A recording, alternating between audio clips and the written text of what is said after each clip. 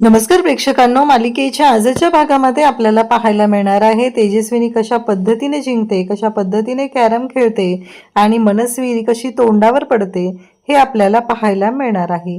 नक्की काय होणार आहे त्यासाठी हा व्हिडिओ शेवटपर्यंत पहा। त्याचबरोबर चॅनलवरती नवीन असाल तर चॅनलला नक्की सबस्क्राईब करा। इकडे सखी आणि काना बाथरूममध्ये असतात, दोघेही एकमेकांकडे पाहत असतात, एकमेकांचा हात पकडलेला असतो आणि सखी म्हणत असते, एकदा का हात पकडला की मी सोडत नसते। तेव्हा मात्र काना म्हणत असतो, सखी मॅडम। तेव्हा सखी म्हणते, माहिती आहे ना काना तुला, त्यामुळं मी हात सोडणार नाही तुझा। त्याच वेळी काना म्हणतो की सखी मॅडम, तुम्हाला माहिती आहे का, म्हणजे मगाशी मी याच बोटाने दात घासले होते। आणि त्या क्षणी सखीने कानाचा शी असं करत हात सोडलेला असतो। तेव्हा मात्र काना म्हणतो, शक्तीपेक्षा युक्ती श्रेष्ठ। म्हणजे कानाने युक्ती वापरलेली आहे आणि तो सखीच्या तावडीतून सुटलाय असं कानाला सांगायचं असतं। त्याचबरोबर सखी कानाकडे पाहत असते, एवढ्या सगळ्या गोष्टी घडत असतात आणि मग मात्र काना सखीला म्हणत असतो की चला मी जातो, असं म्हणत काना तिथून जातो। पूर्ण भिजलेला असतो, सखी सुद्धा भिजलेली असते, काना बाहेर निघून जातो कारण दोघांचाही वेळ चाललेला असतो। आणि त्याचबरोबर हे सगळं जेव्हा घडत असतं तेव्हा मात्र काना सखीला म्हणत असतो की काय हे। सखी गालातल्या गालात हसत असते, ती म्हणत असते, आत्ता सोडवून गेलास तरी कायमस्वरूपी तू माझ्याच मुठीत आहेस असं ती सांगते। सखीला खरं तर भारी वाटत असतं, आत्ता ती बाथरूममध्ये आहे आणि कानाबरोबर तिची अशी भेट झालेली असते। इकडे मीनाक्षी देवाच्या पुढे दिवा लावते, त्याच वेळी तेजस्वीने तिथे येते आणि म्हणत असते, काय मीनाक्षी, मी तुझ्याशी ना बोलण्याचा प्रयत्न करते पण तू माझ्यापासून दूर दूरच पळते, मला कळत नाहीये की काय झालंय नक्की। तेव्हा मात्र मीनाक्षी म्हणते की तुम्ही कोण आहात, काय आहे याबद्दल मला काहीच माहिती नाहीये, अजूनही विश्वास नाहीये, ते 3-4 दिवसात कळणार आहे की खरं कोण खोटं कोण। तेव्हा मीनाक्षी तिच्या पोटावर हात ठेवते। तेव्हा तेजस्विनी म्हणते की हे बघ मीनू, तू देवाचं एवढं करते, एवढं सगळं करत आहे, त्यामुळं काळजी करू नको, तुझ्या बाबतीत ही चांगलंच होणार आहे, देव तुझं वाईट नाही करणार आहे असं ती मीनाक्षीला सांगते। तुझ्या बाबतीत नक्की चांगलं होणार आहे मीनू, असं म्हणत तिच्या गालावरून हात फिरवते आणि बाळ होणार असा आशीर्वाद देते।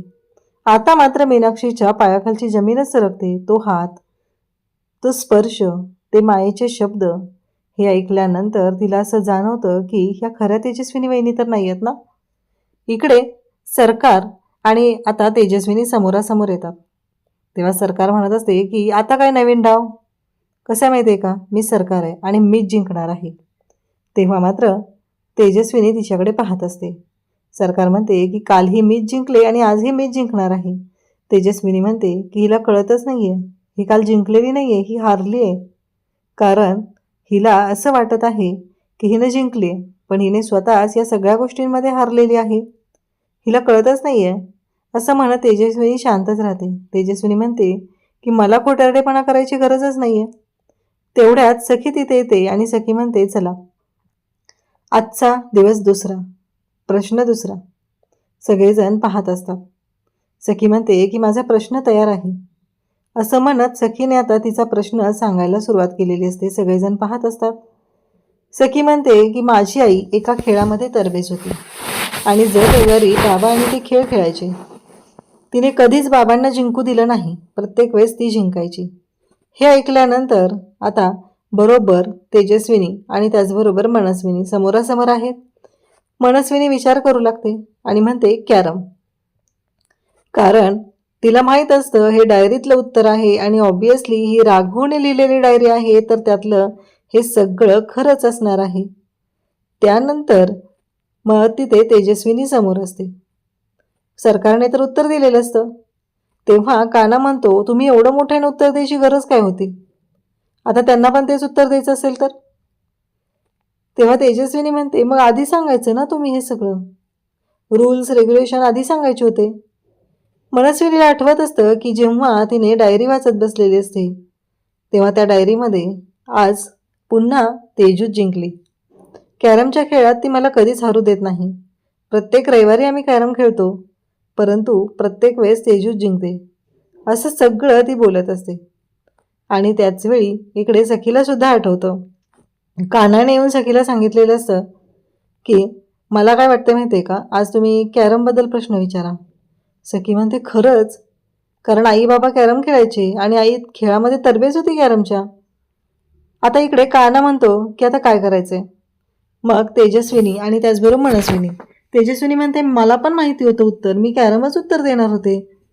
आता सखीला सगळे विचारतात की आता काय करायचं. तेव्हा सरकार म्हणते की मग आधी सांगायचं होतं ना तुम्ही, एवढ्या वेळ हे सगळं करायची गरज काय होती. तेव्हा काना म्हणतो आता दोघींनी सेम उत्तरं दिली असतील तर काय करायचं. सखी म्हणते त्या गोष्टीचाही विचार मी केलेला आहे, आता काय करायचं आहे आणि कशा पद्धतीने गोष्टी करायच्या ते सगळं मी ठरवलेलं आहे, असं सखी बोलते. तेव्हा काना सखीला म्हणतो काय झालं सखी मॅडम. सखी म्हणते की हो, आता ना मला असं वाटतंय की या प्रश्नाचं उत्तर ना आपण व्यवस्थितपणे सोडवूया. मग सखीला आठवत असतं, सखीने सांगितलेलं असतं आणि कानाने आणि सखीनेच प्लॅन केलाय की पुढे काय करायचं, नक्की गोष्टी कशा पद्धतीने सोडवायच्या आहेत, हा प्लॅन त्यांनी केलेला असतो. आणि त्याच वेळेस इकडे आता सखी आणि काना दोघांनीही ठरवलेलं असतं की बरोबर आहे, कारण सखी म्हणते मी माझ्या आईवर गेली आहे आणि मी माझ्या आईनं ज्या पद्धतीनं मला शिकवलेलं आहे त्या पद्धतीनं मी कॅरम खेळते, म्हणून तर मी चाळीमध्ये आपण खेळ खेळत होतो तेव्हा तुला हरवलेलं होतं, असं जेव्हा सांगितलं जातं तेव्हा मात्र आता कान्हा इकडे सखीकडे पाहत राहतो. आणि मग सखी म्हणते या प्रश्नाचं उत्तर मी शोधून ठेवलेलं आहे, जर दोघींनीही सेम उत्तर दिलं तर काय करायचं. सरकार आणि तेजस्विनी दोघीही पाहत असतात. तेव्हा सखी म्हणते की चला, आता कान्हा म्हणतो की यांनी उत्तर दिलं म्हणून आपण विश्वास ठेवायचा नाही. नाही, कसं असा कसा विश्वास ठेवणार ना, कोण तरबेज आहे ते. तेव्हा सखी म्हणते बरोबर आहे, आता इथे कॅरमचा खेळ होणार, कॅरमचा खेळ रंगणार आहे आणि त्या पद्धतीने गोष्टी होणार आहेत, असं सखीने सांगितलेलं असतं. इकडे जे शिपाई होते जे पिऊन म्हणून काम करायचे तेजस्विनीकडे, म्हणजेच या कामत इंडस्ट्रीमध्ये, ते तिथं आलेले असतात आणि त्याचवेळी ते सचिन सरांची वाट बघत असतात. ते म्हणत असतात का आले नाही ते अजून, मला मॅडमना द्यायचं आहे ना हे सगळं, असं त्यांच्या डोक्यात चाललेलं असतं. आणि तेवढ्यातच ते येतात आणि म्हणतात काय झालं. तेव्हा ते म्हणत असतात की नाही म्हणजे मला सचिन सरांना फाईल द्यायची आणि तुम्ही इथे. हो, कारण मी सरकारची नोकरी सोडली आणि मी इकडे आलो आहे, असं ते सांगतात. आणि दोघंही एकमेकांशी बोलत असतात, कारण त्या तसल्या सरकारकडे कोण काम करणार, गरज काय तर सरकारकडे काम करण्याची आपल्याला, नाही करायचं त्या सरकारकडे काम, असं दोघंही एकमेकांना सांगत असतात. तेव्हा मात्र इकडे सरकार आणि त्याचबरोबर तेजस्विनी, सरकारची तर वाट लागलेली असते.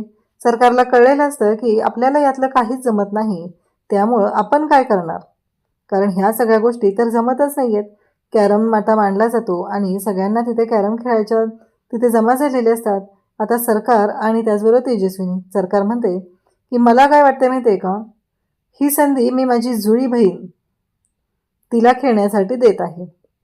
खरं तर सरकारला खेळता येत नसतं, म्हणून ही सगळी चाललेली नाटकं असतात, म्हणजे दिखावेगिरी, दुसरं काहीच नाही आहे. की बघा म्हणजे मी सांगितलं ना की मी तिला संधी देते, हे सगळी नाटकं चाललेली असतात, सगळेजण पाहत असतात. आणि पहिलाच धमाका अशा पद्धतीने पडलेला असतो आणि सरकारच्या पुढे आता तेजस्विनीने डाव टाकलेला असतो आणि पहिल्याच डावात 2 सोंगट्या निघलेल्या असतात. आता मात्र सगळेजण पाहत असतात आणि त्याच वेळी सरकारसुद्धा पाहत असते.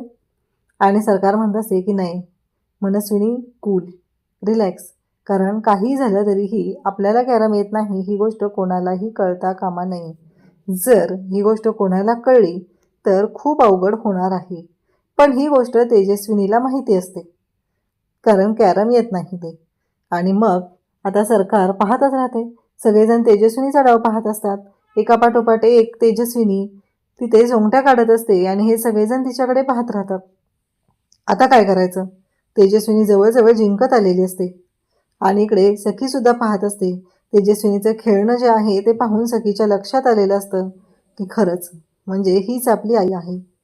त्यानंतर इकडे आपल्याला पाहायला मिळतं की आता सरकार त्यांचा डाव सुरू होतो आणि सरकार ज्या पद्धतीने खेळतात ते पाहून मात्र सगळेजण पाहत राहतात. पुन्हा आता स्ट्रायकर तेजस्विनीकडे येतो, तेजस्विनी पुन्हा खेळायला सुरुवात करते. हे सगळं अशा पद्धतीने चालू असतं. आणि मग त्यानंतर सरकारकडे स्ट्रायकर येतो आणि सरकार खेळतात, एक सोंगटी निघलेली असते. सरकार स्वतःहून इकडे परशूला सांगू लागतात की परशू टाळ्या वाजव, निघले सोंगटी, असं सरकार स्वतःच सांगत आहेत. सगळेजण पाहत आहेत आणि आता उद्याच्या भागात आपल्याला पाहायला मिळतं की इकडे आता तेजस्विनीने तर क्वीन काढलेली असते. पुढं काय होणार आहे हा प्रश्न उभा राहिलेला असतो.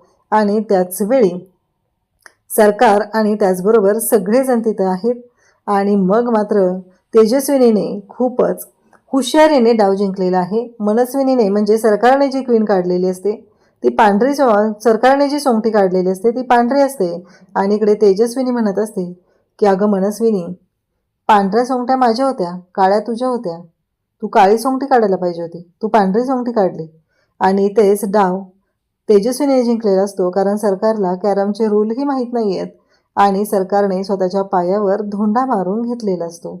आणि त्याचबरोबर या सगळ्या गोष्टी अशा पद्धतीने आलेल्या असतात. आणि सखीने सांगितलेलं असतं की आजच्या दिवसासाठी माझी आई ही तेजस्विनी आहे असं सांगितलेलं असतं. आणि तेजस्विनीला मिठी मारलेली असते. सरकार तर पाहतच राहते. अशाच अपडेटसाठी चॅनलशी कनेक्ट राहा. थँक्यू.